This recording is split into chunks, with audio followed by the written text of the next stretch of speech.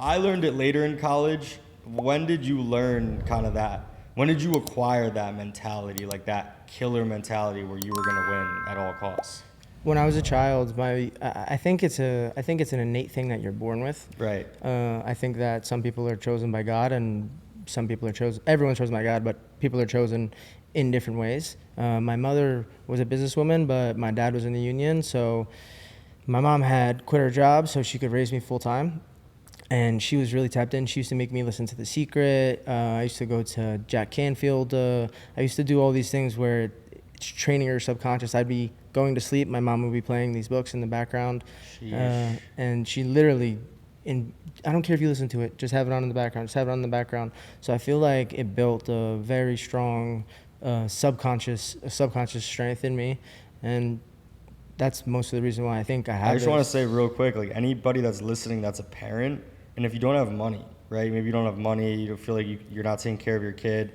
If you do these things, if you plant the seeds in your child's mind, not even in anybody's mind, right, that you oversee, that you have supervision over, if you plant that positivity, if you plant that subliminal messaging to get them to believe, to have that level of confidence in themselves, that's generational wealth. Yep. That's one of the biggest gifts that you can give. It's not just money that you can deliver to these people. It's how you can cultivate a better and more fruitful mind for the future. Literally. Crazy. Facts. Yeah. So it sounds like your mom did that for you. She did.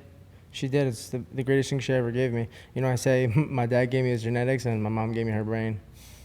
That's an elite combination. Yeah.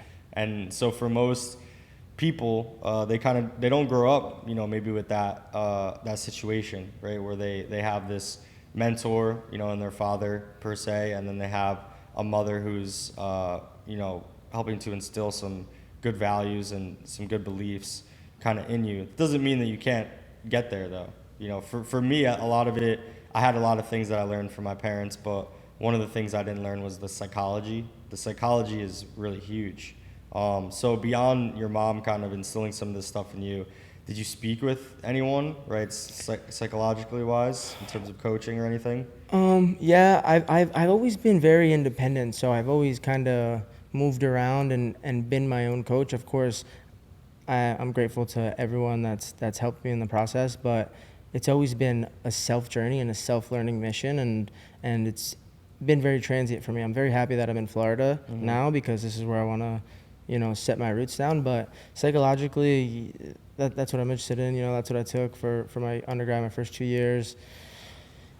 And my dad, even like subconsciously with what he put inside of me, he was a union laborer. And he'd wake up at 5 a.m. and he would say, when I would wake up, he'd be like, I don't want to go to work. Like the reason I'm doing this, my dad's from the projects, he's like, the only reason I'm doing this is so I can give you a life that you can go be an athlete, that you can go follow your dreams, that you can go do that. So these are the things that I think about when I'm training, when I'm fighting, because if I waste my talent, it's not just a waste to me.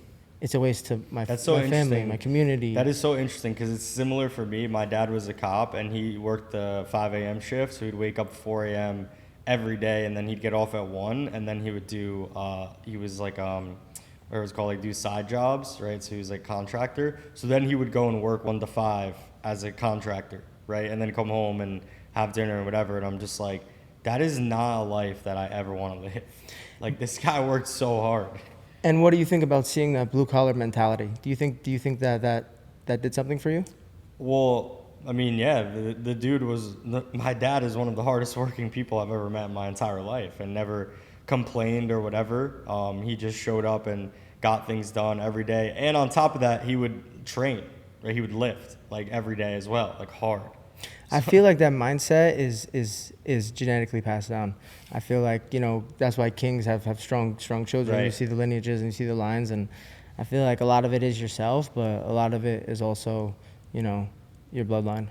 So for anybody listening that's younger, maybe if you have someone younger that wants to listen to this podcast, we're talking a bit about psychology and just like growing up. So for me, when I was younger, my father would push me to train. Like, he would encourage me to train, or I'd complain to him, I'm so fucking small, I'm scared of this fight, I'm scared I'm getting a fight, whatever, and he'd be like, the answer is to improve your skills and to train and build confidence, right? So he would push me, and even in like sports and football, he'd make me drag the fucking sled at the park, put weights on until I fucking threw up and cried. And at the time, I was really upset about it, right? I was like, why is he doing this? He hate me, this and that. But then eventually, that I learned that push that he was giving me to become the best version of myself, to unlock that fear that I had, right? To rise up and to have that confidence. I mean, that's the best lesson that he ever taught me, was that the hard work can help me to achieve what I wanted to achieve in life.